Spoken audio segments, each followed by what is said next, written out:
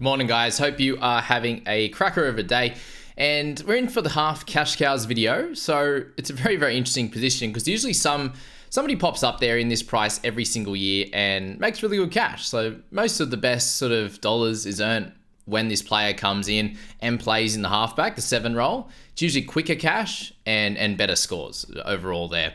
Think about, Braden Trindle at the beginning of last year. You had Jack Cogger through the middle there, and then Weaver as well for his short stint at the Titans. And, he's priced in the 400s now for that reason. So the slower cash can be made at 6. Think Isaiah Katoa with the 30s and the 20s, the high 20s there that he was able to muster there. And there's definitely money to be made in both positions there. Isaiah Katoa made us some decent cash, enough that we needed to use him to upgrade later on, and some serviceable scores throughout that time period as well. So at the moment, there are a few candidates at this stage for some slower cash, definitely. And it will start with Drew Hudson. Before we get into that, it's time to announce the new private group for 2024, which is going to be plenty of fun there. And we'll just pop that up here for you. So the JBFA private group, thanks to Phil for popping this together for me, just to get out there to everyone. The biggest thing with the private group this year, guys, is what we're looking to do here is keep you engaged throughout the entirety of the season there. So with prizes in multiple different ways. So some overall prizes, some head-to-head prizes there. You're obviously in amongst a group of people that are there to help. They're there to keep you engaged, as I said, but also to become mates in there as well, which is a big thing. So no one's in there to ridicule you. They're all there to help as well, especially if you are a newer player. But there's also lots of top 100 players in that smaller group there, which are going to be really, really helpful for you. And as I said, the better you go throughout the season, with all this help that you're going to get from myself and everyone else, the more likely you're going to enjoy your footy, your fantasy footy. And it's a long sort of 7 or 8 months there of NRL Fantasy if you aren't feeling too great about your squad and where it's at. So, as much help that you can get and a good of a rank you can get, it always makes you feel better throughout the season. So just to jump in and show you what this looks like. So there are 2 competitions, guys. Looking at 210 total entrants, and there's going to be 64 that go through to the knockout competition. So there's going to be 21 10-man head-to-head leagues, with the winner of each of those leagues getting a $30 prize, which is good. And the top 3 go through to that knockout competition, where the prizes are below, with $1,500 for first in that. There's also $1,500 for first in the overall points competition as well. And then for those that like to play Supercoach, there's a $200 prize along with your shirt or singlet and some KSC vouchers as well. So plenty on offer for all those. And if you do happen to go and win every single one of your head-to-head competition, head-to-head matchups through the 20-round season, then you get $100 in bonus as well, which is going to be cool. So yeah, that's that there. What is included with that? As we said, guys, I'll send this out to everyone in the Discord as we are, but get this out in the videos as well.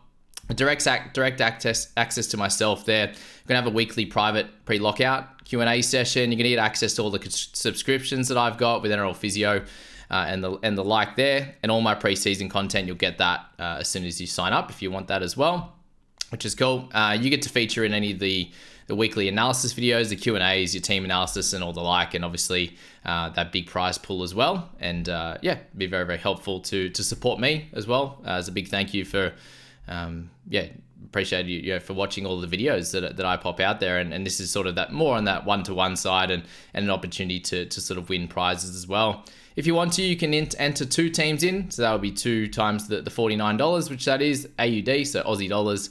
Plenty of ways to pay me if you're overseas as well. So that's the private group.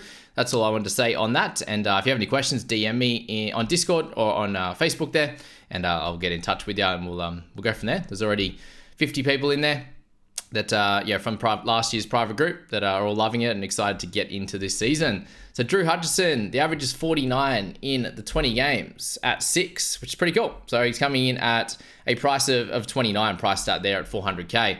If he was to get the 7 position for the Dogs, I definitely see him going into my side there for sure. So it's 20 games there, approximately at 49 average, which is amazing at 6, and 46 average at 7. So extremely high at that. That 46 average at 7 did include 100 last year, so he has the upside there. I think it's a small chance that he does get the spot, but if it happens at some point, if he gets a 6 or 7, if one of those guys goes down injured, then he'll be in my side, that's for sure. And we'll have a look at Drew there filter by his positional play, and 5'8", there are plenty of high scores in the 50s and a couple of 70s in there, 3 of them. That is in a 92 at 6. So yeah, plenty of good scores. And then at halfback as well, there's plenty in there. It's a few lower ones at halfback, surprisingly, with 189 kick meters compared to that at 5'8", where he's actually, kicks for more at 275. So again, it just depends who he's playing with, and he hasn't played 6 there since 2021, and spent a bit of time at 7, obviously, last year with the Roosters, and was a big reason why they made that comeback through the back end of the year before they brought Sam Walker back in. So he's going to be a very, very interesting player to see how things go in the trials, and that is Drew Hudson there. Will Price, half and the wing fullback dual. So he's 400k there. Obviously didn't play last year coming over from England. He has lots of talent. We know that. He was actually signed before Ponga moved to 1 last year. Gamble played really well, and Cogger signed. So it does make it really, really hard for him to actually make this team. It'll be interesting to see if he gets a bench spot or if they try and slot him in the starting side. But if he doesn't, then obviously he's going to be missing this side and waiting on injury. So we'll definitely have to reconsider if he doesn't make this side, or if he makes this bench or something like that, then he could be an option for a little bit later. But we will have to see in trials where he ends up playing. And, PS, just in this last couple of days, we've just found out that Kai Pearce-Paul, while we're thinking about the Knights, looks like he's a good chance of getting some minutes through the trials. So I would say at this time we have to go cold on Dylan Lucas, as it looks like he's back. So it's probably one less headache, because I was super excited for him if he was to get 80 minutes, but with Kai Pearce-Paul looming in potential early rounds or a bench spot or something like that, it probably just, makes me rest a little bit easier with Dylan, and I'm sure he'll be an option at some point, but he'll be in this team, but we want him to play close to 80 minutes, and if he doesn't get that, I think we can let him go through the keeper. Kieran Foran, 396, average of 29, so getting lower and lower each year. He's playing second fiddle, and he won't be fantasy relevant, but he's definitely for David Fafita relevant, given he gives him plenty of good ball. Jacob Arthur, 395, average of 28.7. We avoid on him scoring okay at times when he got opportunities last year, for sure. Isaiah Katoa at 386, a 28.1 average. He's just not going to make enough money as the second playmaker, unfortunately, really. In this side with Sean O'Sullivan there, that is next to someone that he won't be able to get, I don't think, anywhere between that 35 and 40, even if there's some natural improvement from Katoa. When he played 7 last year, he was able to score in the 30s. That was with Cody Nikorima, who wasn't kicking as much, and O'Sullivan will be the man to do that. There's a chance that he plays some 6, covers a little bit at 9 if needed to. He may also not make this starting side. So Isaiah Katoa, he was last year's cash cow. We'll leave it at that.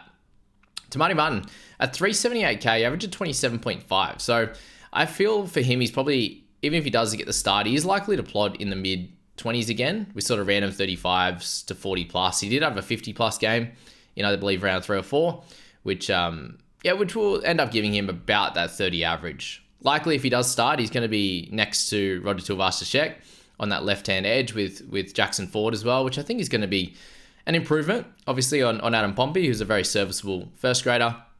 But, we know what Roger can do. So there may be potential for a little bit of a bump on that side if teams are a little bit worried about Roger, that Tamari Martin could potentially go through himself or get some good tackle breaks and get some good line break assist, try assist for Roger. So definitely potential in that, but at half position only without the dual like he had last year, be very hard to select Tamati in anyone's sides, I think.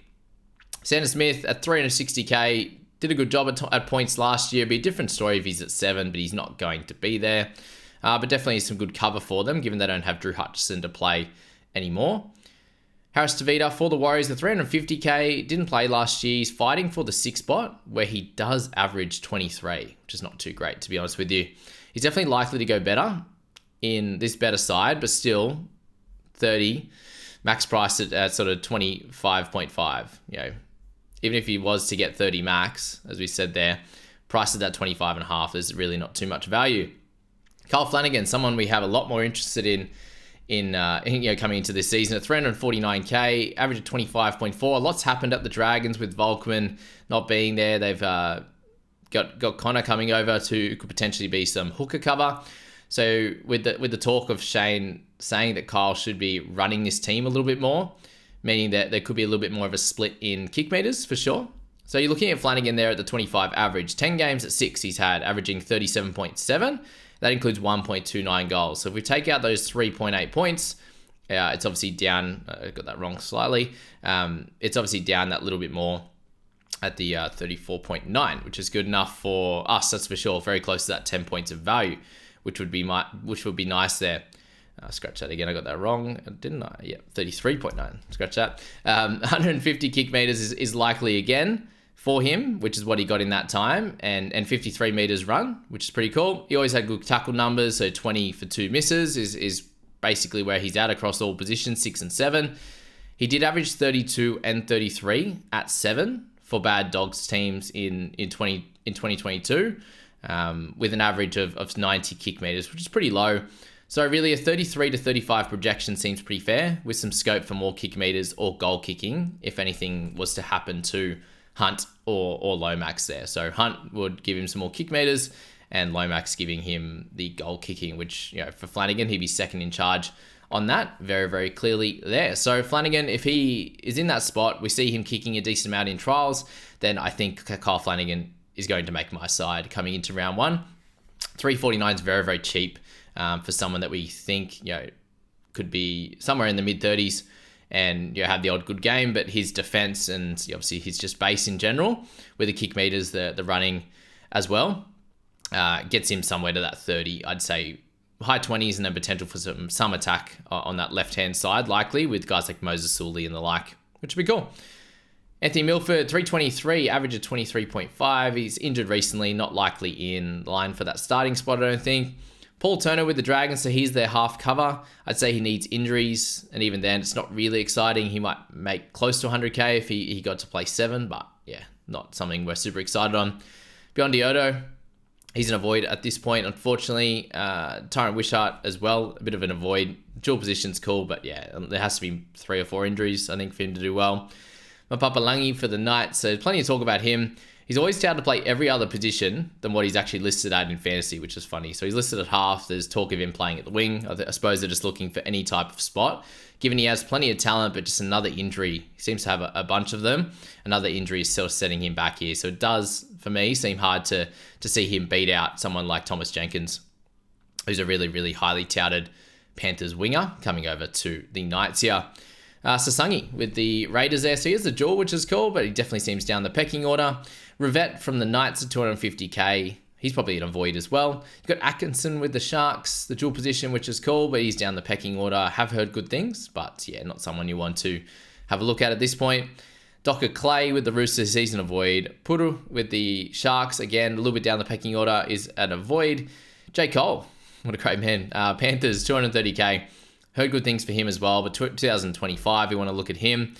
Jamie Humphries, namesake for mine, with the Eagles there. He's in the half spot. It looks like there's a chance that he plays off the bench instead of Gordon Chenkaptong.